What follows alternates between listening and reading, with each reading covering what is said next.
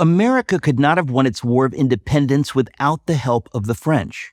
And the French would not have helped America to the extent they did without the efforts of Marie Joseph Paul Yves Roch Gilbert Dumoutier, Marquis de Lafayette. His devotion to the American cause was total, his impact on its outcome profound. From the moment he first heard about the American Revolution, he knew he had to be a part of it. He had two motivations, one lofty and one low. He was drawn to the high ideals of the rebellion. He also loved the idea of sticking it to the British, France's traditional foe.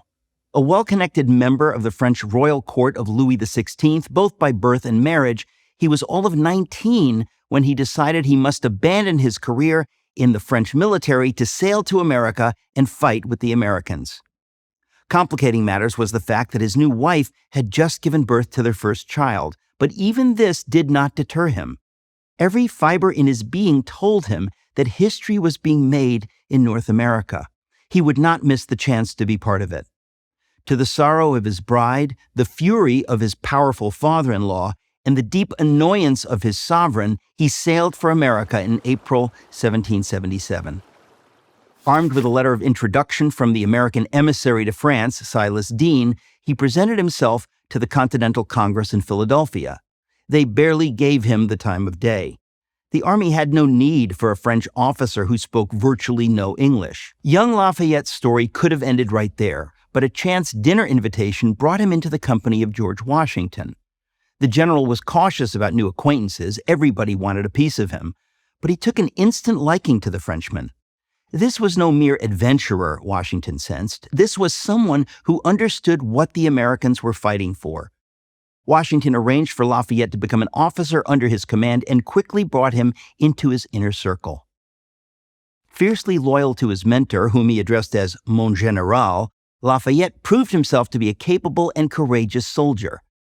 In September of 1777, at the Battle of Brandywine, he rallied overwhelmed American troops who had panicked in the face of withering British fire. They might not have understood what he was saying, but they could see what he was doing, fighting and bleeding alongside them, and they loved him for it.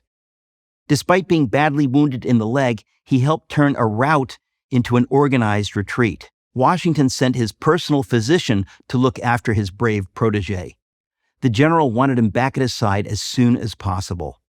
And for much of the war, that's where Lafayette could be found, including at Valley Forge during the terrible winter of 1777 to 78. He also saw action at the battles of Barron Hill, Monmouth, and Rhode Island.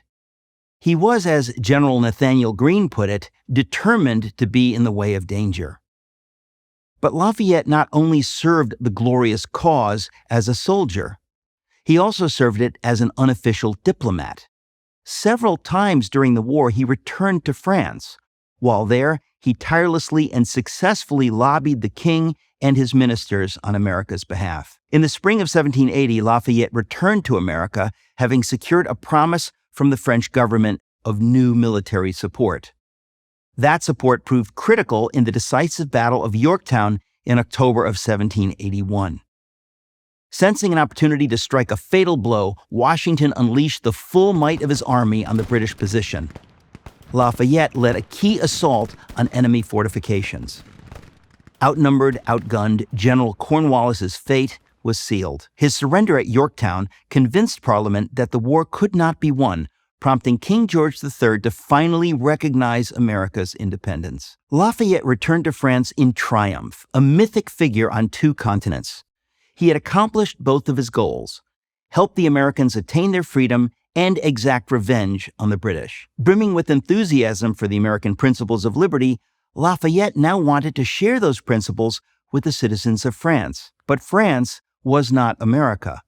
The French people had no experience in self-government. When the French Revolution broke out in 1789, it soon became clear that it would not have the same outcome as its American progenitor.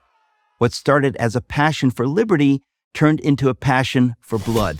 Lafayette was swept up in the maelstrom, barely escaping with his life. In 1824, at age 66, Lafayette returned to America. By then, he was the last survivor among the great Revolutionary War heroes. He was celebrated, almost worshipped everywhere he went. Even today, Over 600 towns, cities, and schools in America bear his name. So does a park in the nation's capital, where his statue has a clear view of the White House. I'm Eric Metaxas, host of Socrates in the City and author of The Revolution for Prager University. Thank you for watching this video. To keep PragerU videos free, please consider making a tax-deductible donation.